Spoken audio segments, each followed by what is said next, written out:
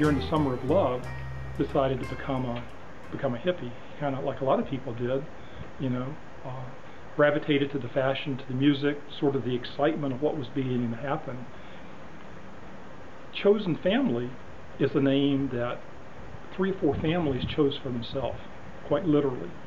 And one was the family of Don McCoy. He was married, had several kids, several daughters.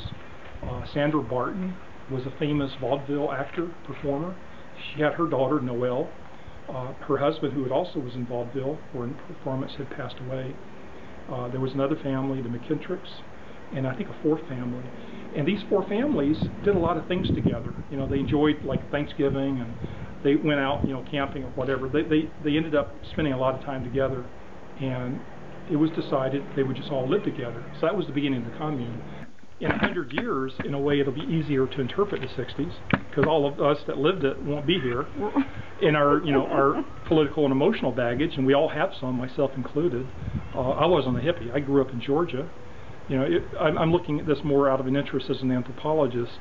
You know, just why did you have a commune here? We were really trying to raise a genuine generation of people who really had heart, that had a soul, that had compassion, that had the feelings of roots and family and wanting to do for others. There was a couple that got together at that got together at Avalon Ballroom, and the man was a friend of my family's, and the woman was a friend of Don McCoy and his children, and then separately with Sheila and her husband Bob and their children. So because this one man brought this one woman home from the concert one night, my mother was introduced to these other 2 people, and we all became close friends. So everybody had kids. This is in the middle of the time when Martin Luther King is being killed, Robert Kennedy is being killed, Malcolm X is being killed, the Chicago 7 is happening. There's like so many things going on in the major upheaval between the Vietnam War, and the politics is all wrong, and there was so much going on out in the outside world that we kind of wanted to just remove ourselves from it. We were all artists, musicians, dancers, music lovers, doing something avant-garde outside of the norm. So we were all at all these gigs together. So during that time, and people got different ranches. People started moving out of the city and getting these little ranches and stuff. And so we'd visit each other at each other's ranches. A lot of times we would leave the gigs and get to the Vista Point on the other side of the Golden Gate Bridge, and we were too stoned to keep driving, and we would just, you know, open up all the doors and turn up the radios on the same station as loud as we could, and we'd just get out and dance and wait for the sun to come up, and we would be dancing there at the Vista Point, just continue the party there, and then we would drive to our separate houses. So about the Grateful Dead coming here, we were already friends of theirs. The Grateful Dead rented this for how many months? 3 months. 3 months. 3 months. Okay. Yeah, but they continued coming back all during the time, yeah. all the time that the commune was here. They would come here. At that time, they all lived in San Francisco, yeah. in the Hague, right? In the Hague. They had houses and there. I think that's why this was a nice refuge. Yeah.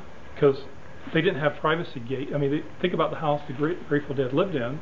Anyone could walk up the door, yeah. probably in the door. Yeah. And as their fame grew, I think it was more important to have an escape like this. Yeah. And for 3 months, it was their escape, but it wasn't you know, what they really wanted, and they moved further north.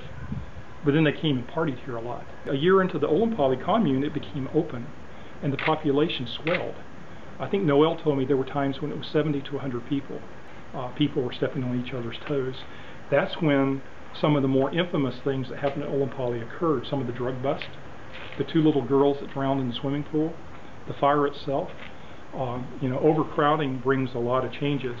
When the commune was founded, these 3 or 4 families had a list of ideas that they founded their commune on. Self-sustainability, organic gardening, and vegetarianism.